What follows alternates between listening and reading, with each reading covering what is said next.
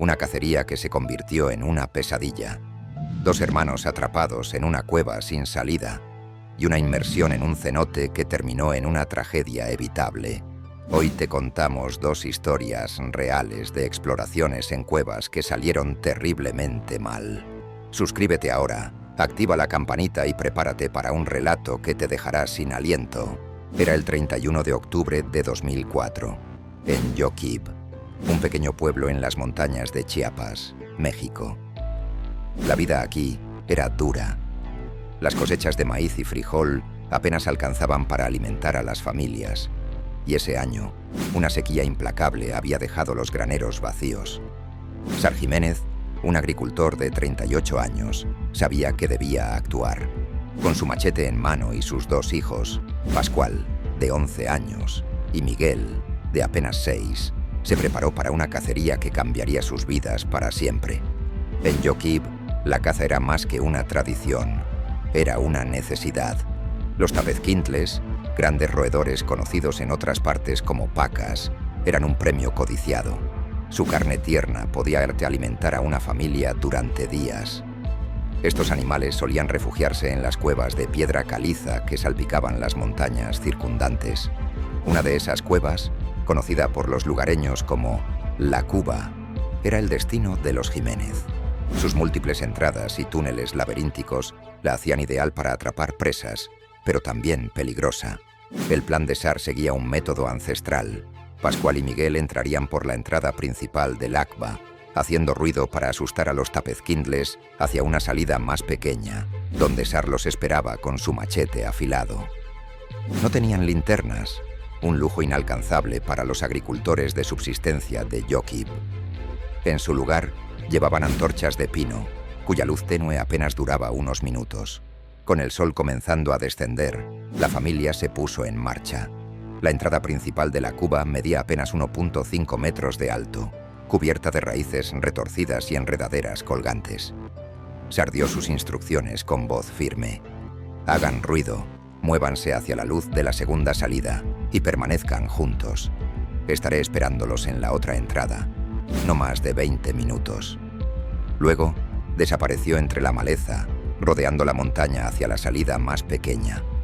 Pascual, que ya había acompañado a su padre en varias cacerías, lideraba el camino. Miguel, con su entusiasmo infantil, apenas podía contenerse. Era su primera cacería real y quería demostrar que era tan valiente como su hermano mayor. La cueva se estrechó rápidamente, obligando a los niños a agacharse. Pronto, llegaron a la cámara principal, un espacio de 6 metros de ancho con un techo que se elevaba a 3 metros. Al fondo, un débil resplandor marcaba la segunda salida, donde Sar aguardaba. Los hermanos comenzaron a aplaudir y gritar, siguiendo el plan. De repente, un movimiento llamó su atención. La silueta de un tapezquintle corriendo a lo largo del borde de la cámara. El animal, de unos 10 kilos, se dirigía hacia la segunda salida, exactamente como estaba previsto. Los niños lo persiguieron, sus gritos resonando en las paredes de la cueva. Afuera, Sar escuchó la conmoción. Agarró su machete con fuerza, sus ojos fijos en la salida. El tapezquintle irrumpió desde la salida pequeña. Sar blandió su machete con precisión, pero el golpe no fue limpio. La hoja cortó al animal, que chilló de dolor, y en un acto de puro instinto, corrió de vuelta a la cueva. Sar maldijo en voz baja. Un animal herido era un premio que no podían dejar escapar, no solo por la carne, sino por misericordia hacia la criatura.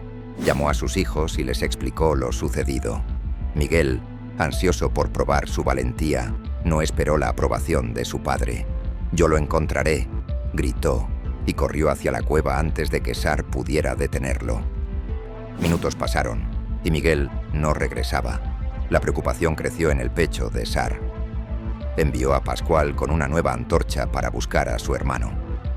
«Encuéntralo y regresen juntos», ordenó. Pascual asintió y entró en la cueva, llamando a Miguel a gritos.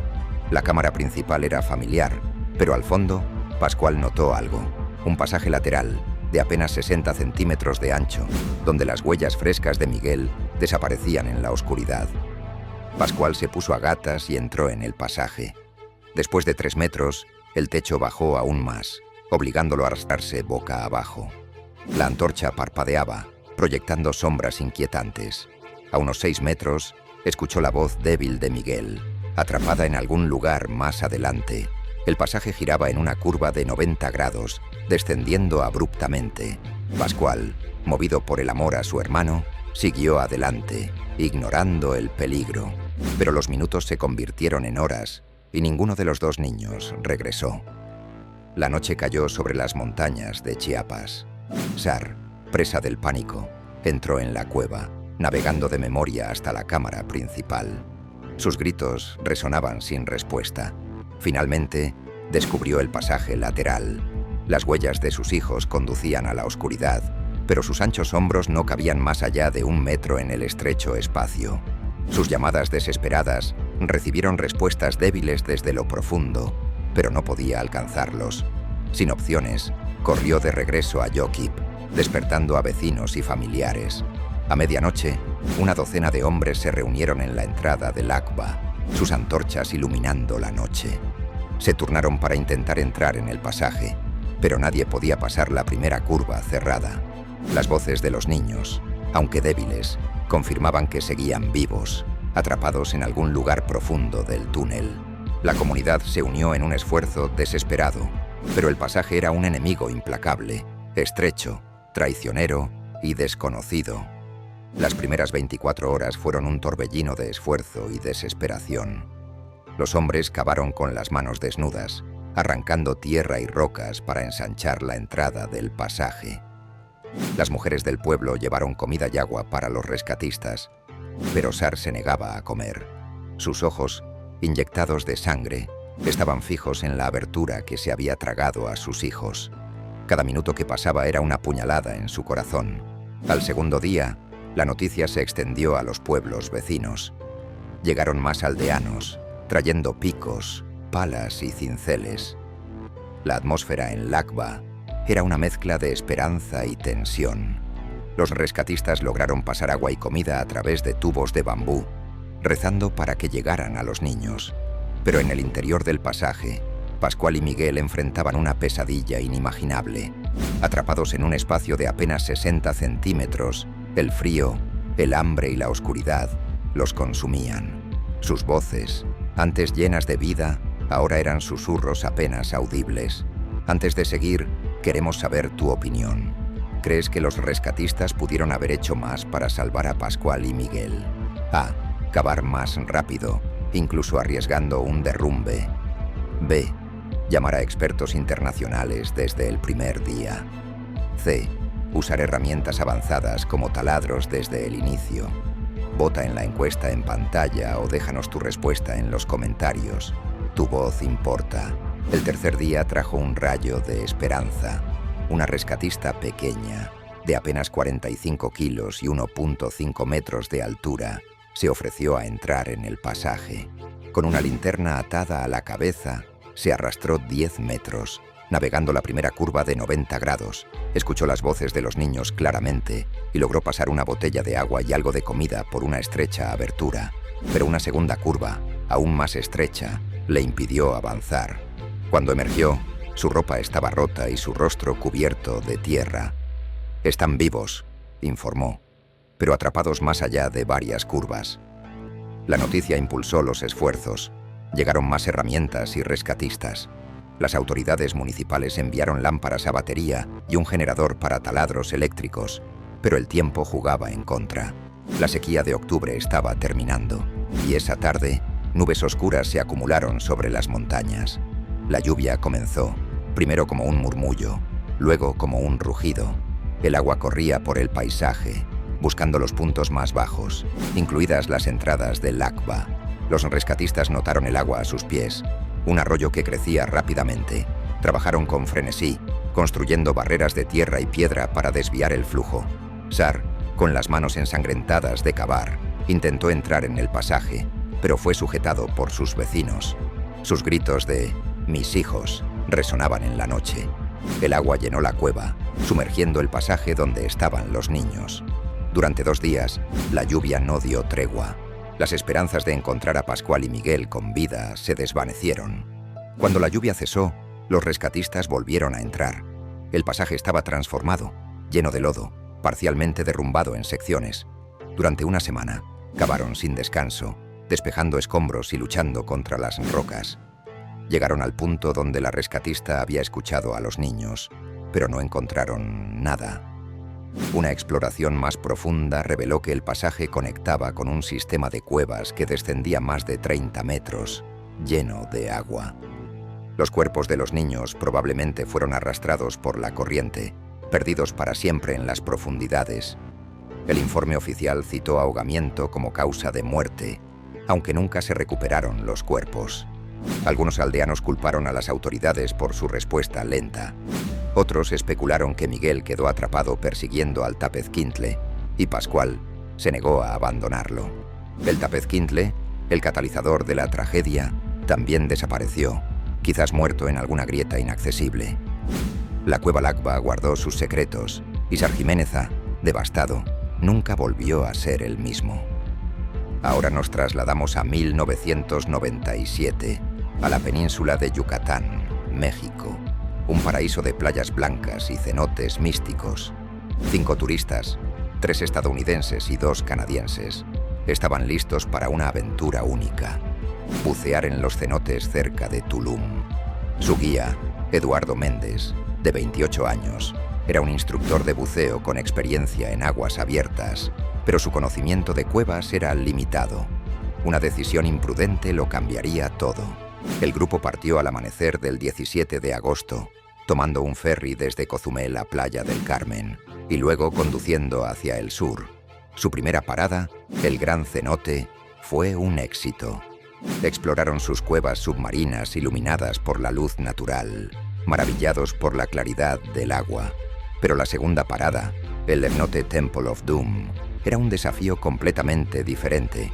El Temple of Doom, llamado así por su entrada intimidante, era un agujero de 3 metros de diámetro en el suelo de la jungla.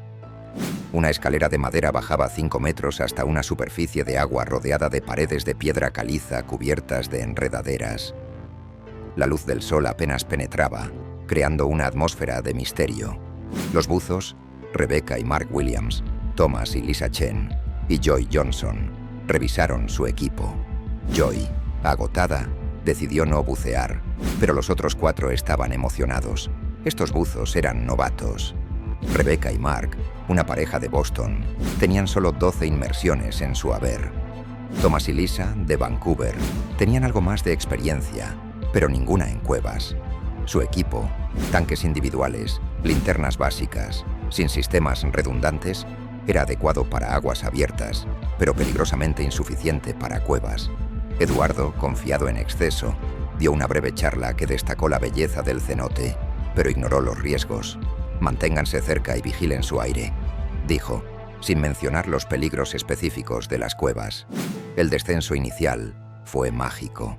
A 10 metros, atravesaron el halocline, donde el agua dulce se encuentra con el agua salada, creando una distorsión visual surrealista. Durante 20 minutos, exploraron la zona de la caverna, donde la luz de la entrada aún era visible. Pero entonces, Eduardo tomó una decisión fatal, ignorando 2 señales de advertencia, una con un buzo tachado y otra que decía: «Para, evita tu muerte». Llevó al grupo al pasaje de la Virgen, un túnel estrecho que marcaba la entrada a una verdadera cueva. El pasaje de la Virgen era un tubo de 1.5 metros de ancho y 2 metros de alto, guiado por una cuerda de nylon que desaparecía en la oscuridad. A 120 metros de la entrada, el grupo estaba en un entorno que requería entrenamiento especializado, equipo redundante y protocolos estrictos. Ellos no tenían nada de eso. La ansiedad comenzó a crecer y el aire se agotaba rápidamente. Thomas Chen fue el primero en notarlo, golpeando su manómetro para indicar que estaba quedándose sin oxígeno. Eduardo ordenó regresar, pero el caos estalló. En el estrecho pasaje, las aletas de los buzos agitaron el limo del fondo, reduciendo la visibilidad a 0. Rebecca y Mark se separaron, nadando en la dirección equivocada. Thomas y Lisa, desorientados, también se perdieron. Eduardo emergió solo en la zona de la caverna, dándose cuenta con horror de que sus clientes no estaban con él. Cambió su tanque por el de Joy y volvió a sumergirse. A 90 metros en el pasaje, encontró a Lisa Chen, respirando desesperadamente del regulador de respaldo de Thomas. Eduardo compartió su aire y los guió hacia la salida, pero al volver por los Williams, encontró a Rebecca inconsciente, con el tanque vacío. La llevó a la superficie, donde Joy intentó reanimarla. Thomas, en pánico, se separó de Lisa durante la salida.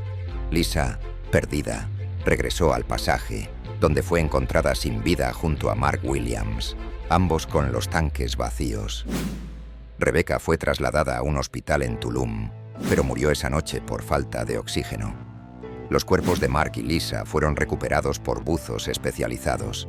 La investigación culpó a Eduardo por ignorar las señales de advertencia, llevar buzos inexpertos a una cueva y no gestionar adecuadamente el aire. El Laenote Temple of Doom sigue siendo un recordatorio de los peligros de subestimar la naturaleza. Dos historias, un mismo destino trágico. Pascual y Miguel, atrapados en una cueva inundada por la furia de la naturaleza.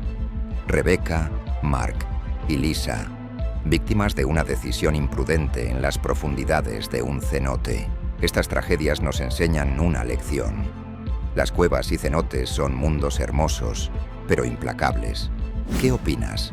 ¿Podrían haberse evitado estas tragedias?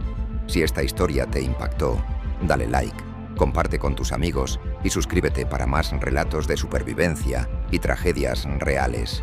Activa la campanita para no perderte nuestro próximo video. Gracias por acompañarnos en este descenso a lo más profundo. Nos vemos en la próxima.